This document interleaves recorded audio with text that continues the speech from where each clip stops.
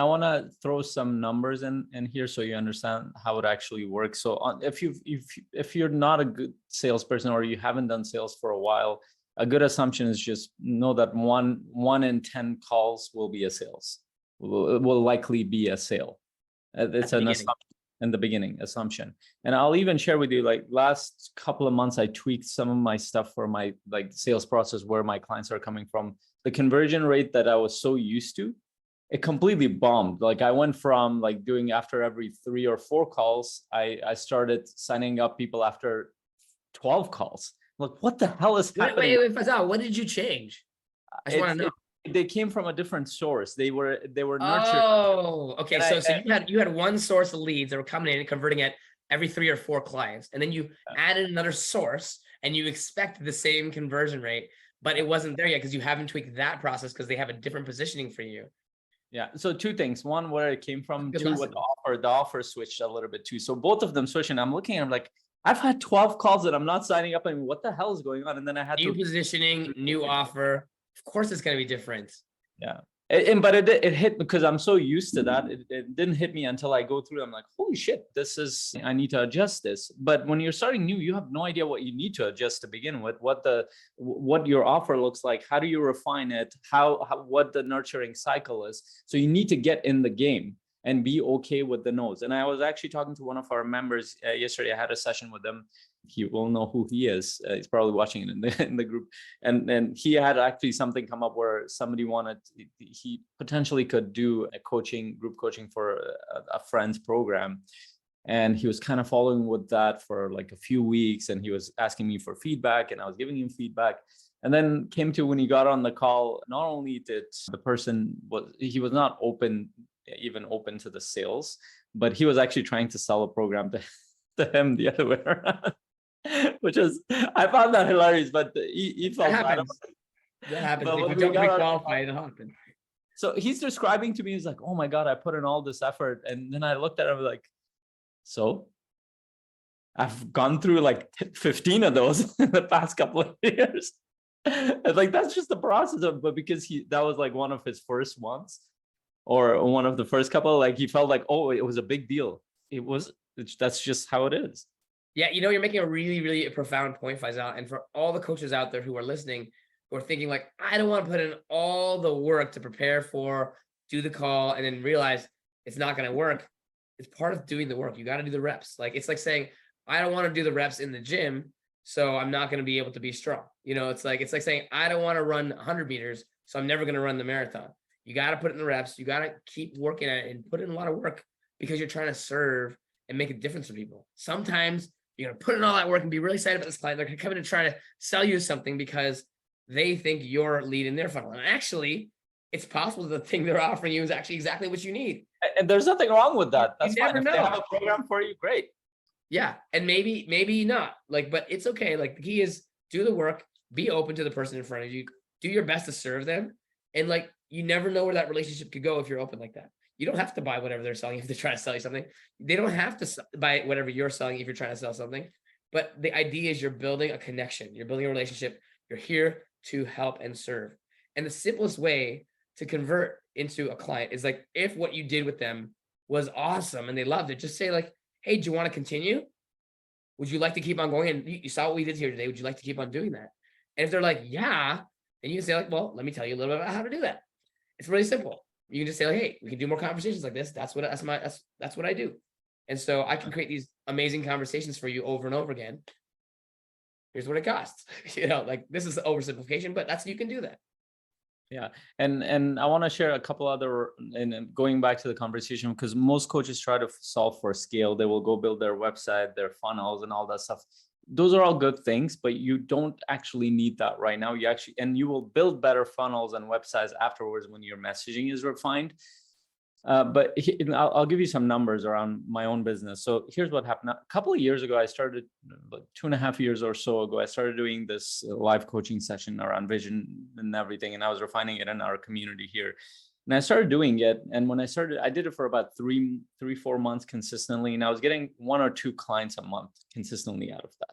It was just, and there weren't that many people showing up. I didn't have a large following or anything. There were like 7, 6, 5, sometimes 2 people will show up on the call, but consistently I'll end up with 1 or 2 clients every month. Here's what happened. I started doing other efforts. They were less of an effort, but I realized that takes a lot less energy. I'll go show up to somebody else's community. I'll do that. It worked. But over the past couple of years, as I've hired business coaches, pretty much all of them have said, like, they've asked me this one question, like, why did you stop that? Why did you do this? And as soon as they asked me, it just hit me. And even today I was doing some calculations and I want to share those numbers with you a little bit. So right now, my goal is to hit 1 million in sales. For me to do that, I need to close 10 group coaching clients. So if I just did, so I was doing 1 or 2 sales out of that masterclass or that coaching session, that group coaching session. If I kept going and kept refining, I would have probably by now ended up with 8 or 10 or 7. But you stopped doing the thing that works. I stopped doing the thing because I had no idea. I'm like, well, let me do the thing that takes less effort. That's hilarious. Like, I want people to know, like, number one, Faisal's not saying he's selling group coaching for $100,000. He's saying to hit his goal, he only needs 10 more group coaching clients to get there. He's almost there, basically, is what you're saying, right? Per month. So to hit a million for my, I need 110 group coaching clients per year, right? So I need to hit 10 per month to hit that goal in 1 year. And of course, I'm not taking into account the one-on-ones that are going to come out of this. Yeah.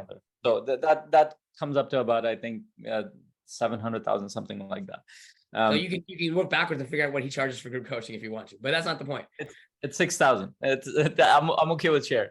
Right now, it's 6,000. I think it's going to go up to 7,000. But like it's a simple, like, if I had continued that and kept refining that, I would have. But I didn't stick to it long enough.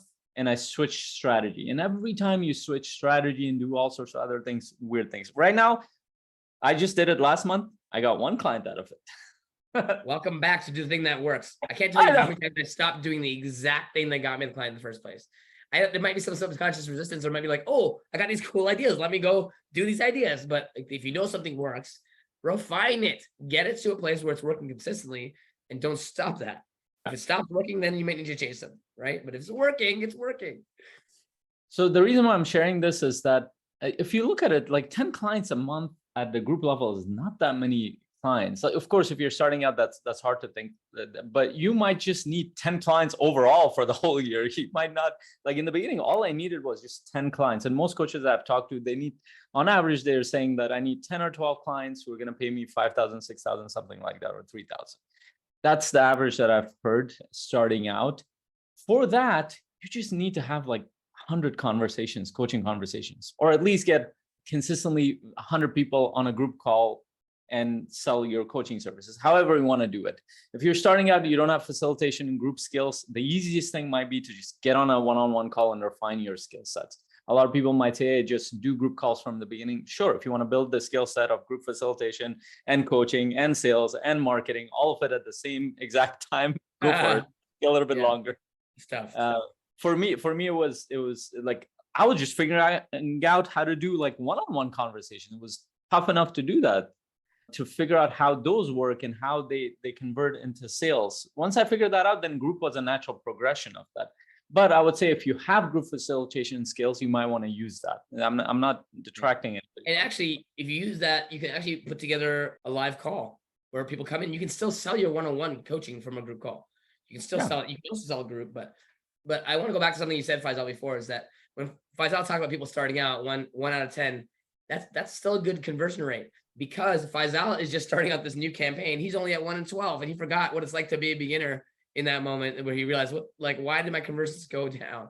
It's because he's starting something new in a different positioning and in a different messaging and a different campaigning. It's like a whole new thing.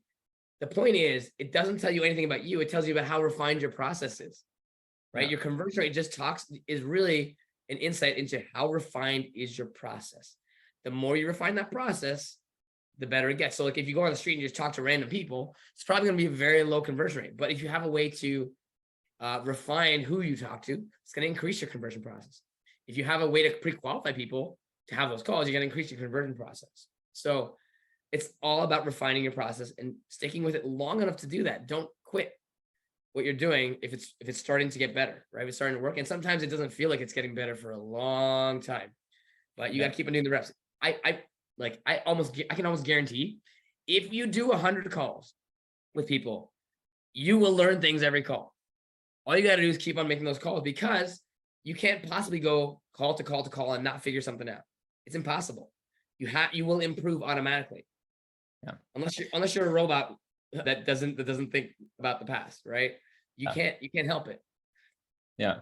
And I was just actually sharing this with my wife a couple of weeks ago. Like that I'm right now, I feel like I'm exactly where I started off when I started my coaching business. And I was like, this is how I feel exactly the same way. There are a couple of differences though. The difference is, one, I'm asking for support.